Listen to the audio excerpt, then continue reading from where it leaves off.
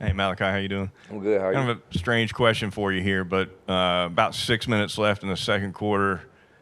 LSU ran a zone read. You made the tackle. It was about a 5 yard gain. Daniels kept it. Pre-snap, you're doing this like an air guitar. I'm just curious. Have you got an air guitar signal? It just mean play it. 'Cause Okay. I think they checked or something like that, and we looked to the sideline, and we still had the same call. So I just tell everybody to play it. That's basically what that means. Thought there must be something fun there.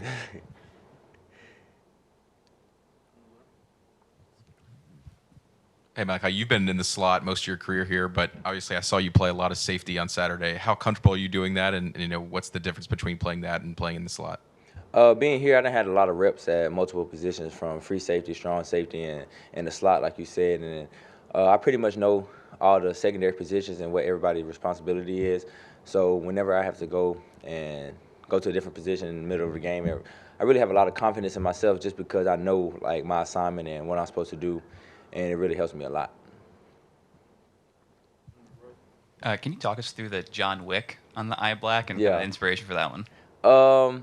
Nah, I've been trying to get those little eye black things in for a minute, and I like to write different stuff on it. So John Wick was just kind of how I was feeling that day. I had on all black suit. Majority of my team had on all black suits too, just for I guess you could say it was a little revenge game, and so that's just where that came from. Yeah, I probably had something different on there this weekend. When you made the decision to come back, were there certain areas of your game that you were hoping to improve on? And if so, what were those areas? I would say just my football IQ is the biggest thing that I see myself improving on this year.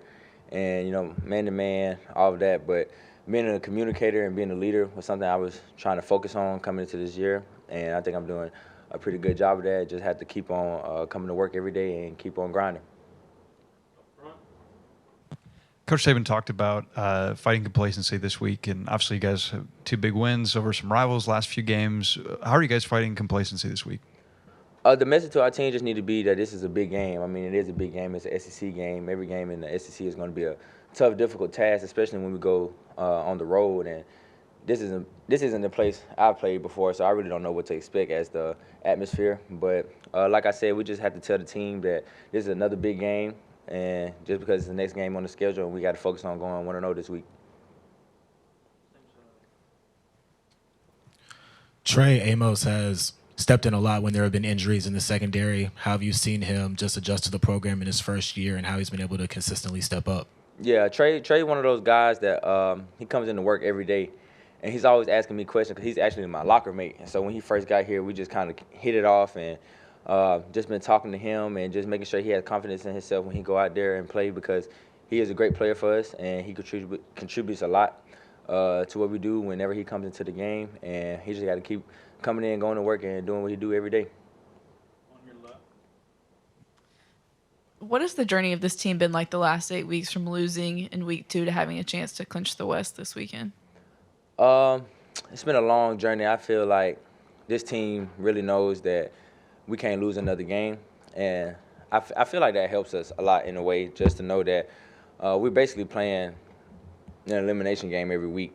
And so that's kind of how we approach it, and that's why we have to be so focused on the details and making sure we prepare the right way, and just not allowing that to happen again. Yeah, Malachi, you've been here pretty much the whole time that Christian Story. He's had to play more this year than just special teams because of injuries to Jalen and things like that. Just talk about the job you've seen him do this year for y'all in the secondary. Yeah, Christian is a great player for us. He comes to work every day, and him just getting those reps in the game says a lot about him, because, like you said, he hasn't really played that much. But when he gets in there, he's trying to take advantage of his opportunities that are given to him, and he comes in to work every day, like I said, and that's what all of our guys in the secondary. We always tell everybody, even across the board, whole defense, whole team, that you have to be ready to play, because you never know when your number is going to be called. So it's great to prepare like a starter, so when you get the opportunity, you can go out there and perform. How are you guys able to maximize kind of the halftime window to make any defensive adjustments you guys need to make? Or I think the last couple of weeks you've only allowed like a touchdown at most. Yeah, I would say it just comes from regrouping, and when it comes to halftime, sometimes we feel like we're not playing our best, or the offense give us some crazy looks we might not have seen before. So we just fix those things in at halftime and make sure we're all on the same page. Because as long as we all on the same page, we can go out there and execute the call, and all 11 men are doing the same task and doing their job and going out there and be successful.